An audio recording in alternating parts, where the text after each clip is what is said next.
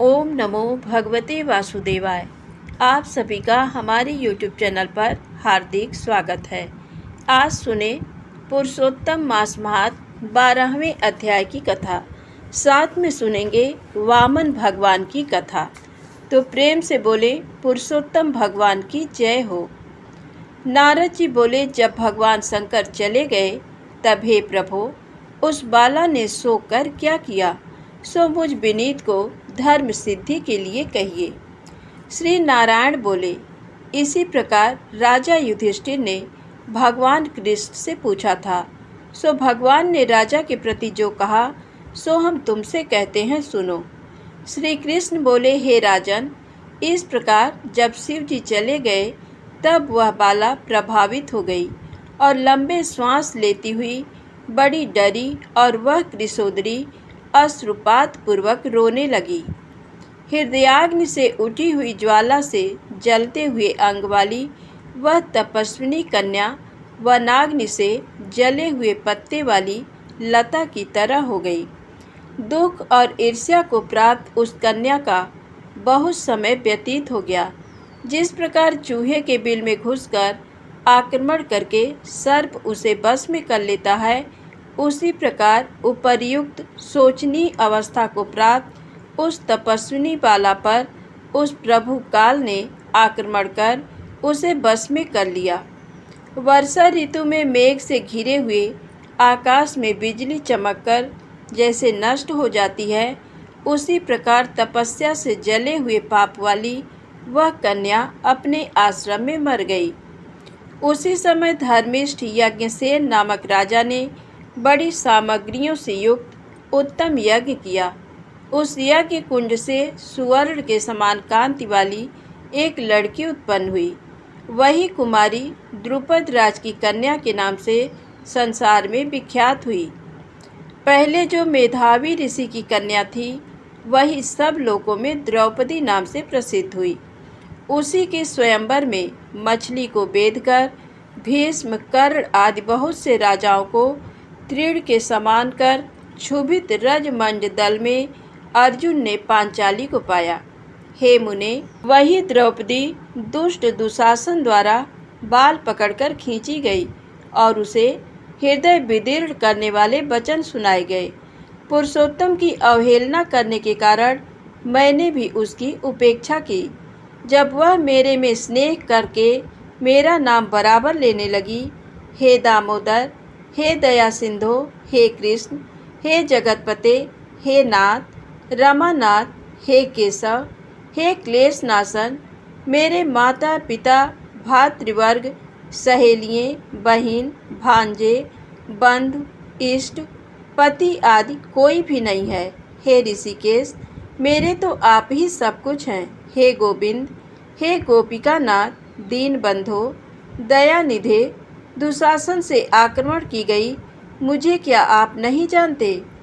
यद्यपि पहली पुकार से मैंने उसकी ओर ध्यान नहीं दिया था, पर जब दुशासन से पराभूत होकर उसने मेरा पुनः स्मरण किया, तब गरुड़ पर चढ़ शीघ्र वहां पहुंचकर मैंने, हे राजन, उसे बहुत से वस्त्रों से परिपूर्ण कर दिया। सदा मेरे में स्नेह करने वाली मैं ही हूँ प्राण जिसके, ऐसी सदा मेरे भजन में परायण मेरी अत्यंत प्रिया सती सखी मुझको प्राणों के समान होने पर भी पुरुषोत्तम की अवहेलना करने के कारण उसकी उपेक्षा करनी पड़ी। पुरुषोत्तम का तिरस्कार करने वाले का मैं पतन कर देता हूँ। ये पुरुषोत्तम मुनियों और देवताओं से भी सेव्य है। फिर समस्त कामनाओं को देने वाला ये पुरुषोत्तम मनुष्यों द्वारा तो सेवनीय है ही। अतः आगामी पुरुषोत्तम की आराधना करो। 14 वर्ष के संपूर्ण होने पर तुम्हारा कल्याण होगा। हे पांडुनंदन, जिन पुरुषों ने द्रौपदी के बालों को खींचते हुए देखा है, हे महाराज, उनकी स्त्रियों की अलकों को मैं क्रोध से काटूंगा। दुर्योधन आदि राजाओं को यमराज के भवन को पहुंचाऊंगा। बाद तुम समस्त शत्रुओं का नाश कर राजा होंगे। न मेरे को लक्ष्मी प्रिय, न मेरे को बलभद्र जी प्रिय, और न वैसे मेरे को देवी देवकी, न प्रद्युम्न, न सात्विकी प्रिय हैं। जैसे मेरे को भक्त प्रिय हैं, वैसा कोई प्रिय नहीं है। जिसने मेरे भक्तों को पीड़ित किया, उससे मैं सदा पीड़ित रहता हूँ। हे पांडव, उसके समान मेरा अन्य कोई शत्रु नहीं है। उसके अपराध का फल देने वाला यमराज है, क्योंकि वह दुष्ट दंड देने के लिए भी मेरे से देखने के योग्य नहीं है। श्री नारायण बोले, श्री कृष्ण ने उन पांडुपुत्र युधिष्ठिर आदिकों को और द्रौपदी को समझाकर द्वारका जाने की इच्छा से कहा, हे राजन, वियोग से व्याकुल द्वारकापुरी को आज जाऊंगा, जहाँ पर महाभाग वसुदेव जी, हमारे बड़े भाई बलदेव जी, हमारी माता देवी देवकी तथा गद, साम आदि और आहुक आदि यादव, रुक्मिणी आदि जो स्त्रियां हैं, दर्शन की उत्कंठा वाले, वे सब हमारे आगमन की कामना से टकटकी लगाकर हमारा ही चिंतन करते होंगे। श्री नारायण बोले, इस प्रकार कहते हुए देवेश श्री कृष्ण के गमन को जानकर पांडुपुत्र किस प्रकार गदगद कंठ से बोले, जिस प्रकार जल में रहने वालों का जीवन जल है, उसी तरह हम लोगों के जीवन तो आप ही हैं। हे जनार्दन, थोड़े ही दिनों के बाद फिर दर्शन हो। पांडवों के नाथ हरि हैं और तीनों लोकों में दूसरा कोई नहीं है। इस प्रकार सामने ही सब लोग कहते हैं, अतः हम लोगों की हमेशा रक्षा करें। हे जगदीश्वर, हम लोग आपके हैं, भूलिएगा नहीं। हम लोगों के चित्त रूपी भ्रमरों का जीवन आपका चरण कमल ही है। आप ही हमारे आधार हैं, इसलिए बारंबार हम सब प्रार्थना करते हैं। इन पांडुपुत्रों के निरंतर इस तरह कहते रहने पर श्री कृष्णचंद्र प्रेमानंद में मग्न होकर धीरे धीरे रथ पर सवार होकर पीछे पीछे चलने वाले पांडुपुत्रों को लौटाकर द्वारकापुरी को गए। श्री नारायण बोले, इसके बाद श्री द्वारकानाथ श्री कृष्णचंद्र के द्वारकापुरी जाने पर राजा युधिष्ठिर अपने छोटे भाइयों के साथ तप करते हुए तीर्थों में भ्रमण को गए। हे ब्राह्मण, भगवान के प्रिय पुरुषोत्तम मास में मन लगाकर और श्री कृष्णचंद्र के वचनों का स्मरण करते हुए अपने छोटे भाइयों से तथा द्रौपदी से राजा युधिष्ठिर बोले, अहो, पुरुषोत्तम मास में होने वाले अत्यंत उग्र पुरुषोत्तम का महात्म्य सुना है। पुरुषोत्तम भगवान के पूजन किए बिना सुख किस तरह मिलेगा। इस भारतवर्ष में वह धन्य है, वह पूज्य है, वही श्रेष्ठ है जो अनेक प्रकार के नियमों से पुरुषोत्तम भगवान का पूजन अर्चन किया करता है। इस तरह समस्त तीर्थों में भ्रमण करते हुए पांडुपुत्र पुरुषोत्तम मास के आने पर विधि पूर्वक व्रत करने लगे। हे मुने नारद, व्रत के अंत में 14 वर्ष के पूर्ण होने पर श्री कृष्ण भगवान की कृपा से अतुल निष्कंटक राज्य को प्राप्त किए।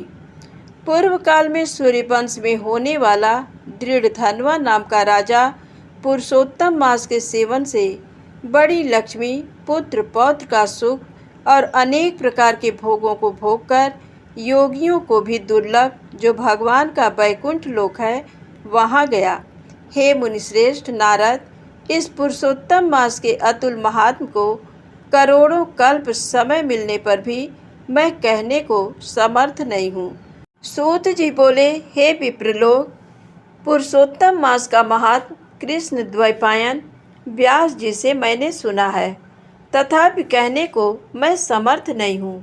इस पुरुषोत्तम मास के अखिल महात्म को स्वयं नारायण जानते हैं या साक्षात वैकुंठवासी हरि भगवान जानते हैं, परंतु ब्रह्मा आदि देवताओं से नमस्कार किए जाने वाले हैं चरण पीठ जिनके, ऐसे गोलोकनाथ श्री कृष्णचंद्र भी अपनाए हुए पुरुषोत्तम मास का संपूर्ण महात्म नहीं जानते हैं, तो मनुष्य कहाँ से जान सकता है। आज की कथा यहीं समाप्त होती है। प्रेम से बोले पुरुषोत्तम भगवान की जय हो। आइए सुने वामन भगवान की कथा। राजा बलि ने बड़े प्रेम के साथ वामन भगवान को अपना सर्वस्व अर्पण कर दिया। इनका हृदय भक्तिभाव से मग्न हो गया। इन्हें अपने पितामह भक्तवर प्रहलाद की याद आ गई कि उन्होंने कितने संकट सहे थे। अभी मेरे ऊपर वैसा एक भी संकट नहीं आया है। नीति का उपदेश दे देकर गुरु शुक्राचार्य भी बहकाने और समझाने लगे कि ये भिक्षुक ब्रह्मचारी नहीं हैं, ये तो साक्षात विष्णु हैं। ये विराट रूप धारण करेंगे और तुम्हारा सब ले लेंगे। जहाँ जीविका नष्ट हो रही हो वहाँ झूठ बोलने में भी पाप नहीं होता है। ये बातें बलि की समझ में नहीं आई। तब शुक्राचार्य जी ने भय दिखाया कि ये तुम्हें पृथ्वी पर नहीं रहने देंगे, परंतु राजा बलि ने जो 3 पग पृथ्वी दान करने की प्रतिज्ञा की थी उसी पर डटे रहे और उन्होंने पूर्ण भी किया। राजा बलि ने प्रेम भाव से परिपूर्ण प्रण को धारण किया था। फिर पृथ्वी और स्वर्ग को 2 पगों से नापकर भगवान ने कहा कि तीसरा पग कहाँ रखूं? तुमने 3 पग भूमि देने की प्रतिज्ञा की थी, वह पूरी नहीं हुई। अतः असत्य भाषण के पाप से अब तुम्हें नरक में जाना पड़ेगा। इस प्रकार भगवान के धमकाने पर भी राजा की बुद्धि चलायमान नहीं हुई। राजा ने कहा, भगवान तीसरा पैर मेरे सिर पर रखिए। राजा की इस आत्मसमर्पण भक्ति से प्रसन्न होकर भगवान इनके द्वारपाल बने। अपनी हार मानकर भगवान बलि के अधीन हो गए। उनकी भक्ति की रीति का श्री सुखदेव जी ने श्रीमद् भागवत में वर्णन किया है। भगवान को अर्पण करके प्रसाद के रस का स्वाद लेने वाले ये 16 भक्त परम श्रेष्ठ हैं। शंकर जी, सुखदेव जी, सनकादिक जी, कपिल जी, नारद जी, हनुमान जी, विश्वक्सेन जी, प्रहलाद जी, बलि जी, भीष्म जी, अर्जुन जी, ध्रुव जी, अम्बरीश जी, विभीषण जी, अक्रूर जी और उद्धव जी। इनको संपूर्ण जगत जानता है। इनकी बड़ी भारी महिमा है। ये सभी सर्वदा प्रसाद के अधिकारी हैं।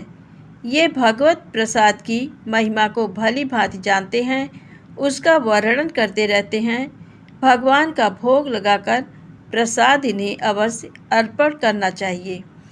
आज की कथा यहीं समाप्त होती है। यदि आपको कथा अच्छी लगी हो तो प्लीज़ वीडियो को लाइक अवश्य करें, चैनल को सब्सक्राइब करें, ज़्यादा से ज़्यादा शेयर करें। प्रेम से बोलें, विष्णु भगवान की जय हो।